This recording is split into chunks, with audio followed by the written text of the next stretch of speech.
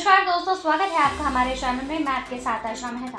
आज हम आपके लिए लेकर आए हैं एंटरटेनमेंट की दुनिया से जुड़ी ताज़ा खबरें, गॉसिप्स और बॉलीवुड की सभी हॉट अपडेट। तो चलिए शुरू करते हैं आपका पसंदीदा शो। मंजू मनोज ने पिता के झूठे आरोपों पर जांच मांगी। पुष्पा 2 में शेखावत अपमान पर राजपूत नेता विरोध। Baby John trailer, Varun Dhawan धमाकेदार, सलमान कैमियो चर्चा। विजय देवरकोंडा ने द गर्लफ्रेंड टीजर लॉन्च कर रश्मिका की प्रशंसा। दोस्त ना रहा, अविनाश ने विवियन को किया नॉमिनेट।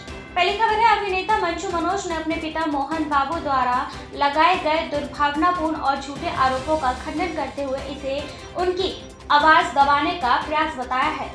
एक्स पूर्व में ट्विटर पर उन्होंने लंबी पोस्ट साझा कर इन आरोपों का खंडन किया है और निष्पक्ष जांच की मांग की। मनोज ने पोस्ट किया है कि उन्होंने कभी पारिवारिक संपत्तियां या वित्तीय सहायता की मांग नहीं की है। उन्होंने अपनी 7 महीने की बेटी को विवाद में घसीटने को अमानवीय बताया। साथ ही उन्होंने नैनी पर लगाए गए आरोपों को झूठा बताते हुए कहा कि सीसीटीवी फुटेज को छेड़छाड़ कर हटाया गया है। मनोज ने दावा किया है कि उन्होंने अपने परिवार के लिए बिना परिश्रमिक के वर्ष तक काम किया है और उन्होंने अपने पिता पर विष्णु को हमेशा प्राथमिकता देने और उनके साथ भेदभाव करने का आरोप लगाया है। उन्होंने इन विवादों को पारिवारिक समस्या का समाधान निकालने के बजाय उन्हें बदनाम करने का प्रयास बताया।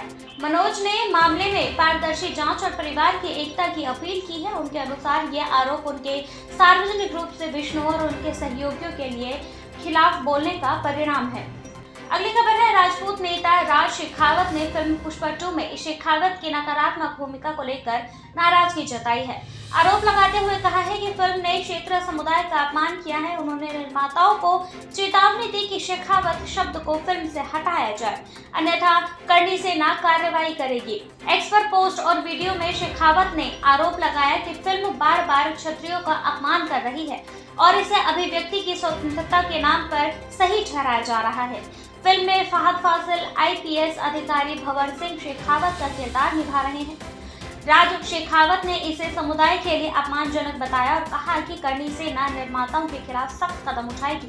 इस विवाद के बीच अल्लू अर्जुन अभिनीत पुष्पा 2 बॉक्स ऑफिस पर ऐतिहासिक सफलता हासिल कर रही है। रिलीज से पहले दिन फिल्म ने वैश्विक स्तर पर 294 करोड़ रुपए की कमाई की।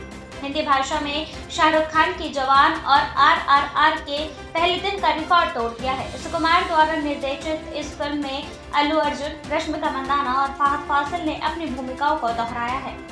पुष्पा के पहले भाग में लाल चंदन की तस्करी की कहानी और सत्ता संघर्ष को दिखाया गया था, जिससे अल्लू अर्जुन को राष्ट्रीय फिल्म पुरस्कार दिलाया। अगली खबर है, बेबी जॉन का ट्रेलर जारी होते ही वरुण धवन की धमाकेदार उपस्थिति और सलमान खान की कैमियो ने प्रशंसकों को उत्साहित कर दिया है। कलेश द्वारा निर्देशित ये फिल्म एक्शन, मनोरंजन, हास्य और चैटरबस्टर म्यूजिक का शानदार संयोजक है। एस थमन का संगीत और बैकग्राउंड स्कोर फिल्म की ऊर्जा को और ऊंचा ले जाता है। वरुण धवन ने अपनी भूमिका को भावनात्मक और शक्तिशाली बताते हुए कहा कि ये एक गहरी और रोमांचक यात्रा है। उन्होंने डांस मूव्स और नैन मटक्का गाने पर प्रदर्शन ने ट्रेलर लॉन्च इवेंट की शोभा बढ़ाई। फिल्म के निर्माता मुराद खेतानी ने इसे एक्शन और मानवीय भावनाओं का मिश्रण बताते हुए कहा, ये हर दर्शक के लिए एक अविस्मरणीय अनुभव होगा। प्रस्तुतकर्ता एटली ने फिल्म को एक मनोरंजन पारिवारिक कहानी बताया जो महिलाओं की सुरक्षा और पेरेंटिंग जैसे महत्वपूर्ण मुद्दों पर ध्यान देती है। ज्योति देशपांडे ने बॉबी जॉन को एक बेहतरीन मसाला एंटरटेनर बताया जो छुट्टियों के दौरान पूरे परिवार के लिए उपयुक्त है। फिल्म में वरुण धवन, कीर्ति सुरेश, वामिका गब्बी, जग्गी श्रॉफ और राजपाल यादव नजर आएंगे। मुराद खेतानी, प्रिया एटली और ज्योति देशपांडे द्वारा निर्मित ये फिल्म 2024 के बड़े सिनेमा तमाशे के रूप में तैयार है। अगली खबर है, रश्मिका मंदाना अपनी आगामी फिल्म द गर्लफ्रेंड के साथ फिर से दर्शकों को मंत्रमुग्ध करने के लिए तैयार है। विजय देवरकोंडा को फिल्म का टीजर लॉन्च करते हुए रश्मिका को लकी चार्म कहा और उनकी प्रशंसा में एक लंबा नोट लिखा। विजय ने कहा कि रश्मिका न केवल एक सफल कलाकार है बल्कि वही विनम्र इंसान है जिससे वो 8 साल पहले मिले थे। द गर्लफ्रेंड, जिसे राहुल रविंद्र ने लिखा और निर्देशित किया है, में रश्मिका के साथ दीक्षित शेट्टी, राव रमेश और रोहिणी प्रमुख भूमिकाओं में है। टीजर में रश्मिका की भावनाओं को विस्तृत प्रदर्शन दिखाया गया जिसमें उनके किरदार के रोने, खुश होने और दिवा स्वप्न देखने जैसे दृश्य शामिल हैं। टीजर के मुताबिक फिल्म की कहानी कॉलेज रोमांस के इर्द गिर्द घूमती है। फिल्म का संगीत हेमश अब्दुल वहाब ने तैयार किया है, सिनेमेटोग्राफी कृष्ण बसंत ने की है और संपादन छोटा के प्रसाद ने किया है। हालांकि रिलीज की तारीख का खुलासा अभी बाकी है। प्रशंसक इसे लेकर उत्साहित है। इस बीच रश्मिका पुष्पा 2 में भी नजर आ रही है, जो बॉक्स ऑफिस पर बड़ी सफलता हासिल कर रही है।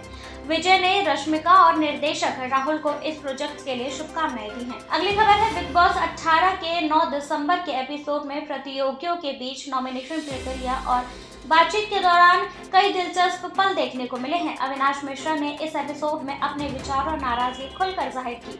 रात के समय अविनाश ईशा से कहते हैं कि अगर वो उनके लिए प्रॉब्लमेटिक साबित हुए तो वो उन्हें भी नॉमिनेट कर सकते हैं। ईशा ये बात समझती है और इसे स्वीकार करती है। अविनाश का कहना है कि बिग बॉस शो अब पूरी तरह से करणवीर मेहरा शो बन गया है, जैसा कि फराह खान ने घर में आकर बताया। फराह ने घर वालों की क्लास लगाई और जाते जाते ईशा को भी सुनाया। अविनाश ने करण से मजाक में कहा कि वो उनके लिए खतरों के खिलाड़ी में काम दिलवा सकते हैं ताकि उनका पासपोर्ट पर मुहर लग सके। करण ने उनकी बात समझने का भरोसा दिया। इसी दौरान अविनाश ने बिग बॉस के खेल पर सवाल उठाए, ये कहते हुए कि जब भी उनका ग्रुप नॉमिनेट नहीं होता तब कोई एलिमिनेशन नहीं होता। नॉमिनेशन प्रक्रिया के दौरान अविनाश के सभी को चौंकाते हुए अपनी करीबी दोस्त विवियन डिसीना को नॉमिनेट कर दिया। उन्होंने विवियन को कड़ी प्रतिस्पर्धा मानते हुए अपने फैसले को सही ठहराया।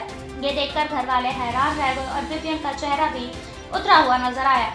अविनाश ने यह भी कहा कि वो आगे भी इस तरह के फैसले लेंगे। सुबह की शुरुआत डांस और हंसी मजाक से हुई, लेकिन ईशा वीकेंड के बार में फरहा द्वारा सुनाए जाने की वजह से रो पड़ी। बाद में विवियन ने शिल्पा से बात करते हुए अपने कुछ मुद्दे साझा किए। ईडन ने करण से माफी मांगी और पुरानी बातों को खत्म करने की कोशिश की। एपिसोड के अंत में अविनाश और करण की बातचीत में यह बात सामने आई कि अविनाश खुद को साइडलाइन महसूस कर रहे हैं। उनका मानना है कि करण और विवियन के बीच वो कहीं पीछे रह गए हैं। अविनाश ने साफ कह दिया कि अब वह सिर्फ गेम पर फोकस करेंगे। तो दोस्तों, ये थी आपके एंटरटेनमेंट की सबसे ताज़ा खबरें। आशा करती हूँ आपको ये शो पसंद आया होगा। अगर पसंद आया हो तो लाइक, शेयर एंड सब्सक्राइब करना ना भूलें।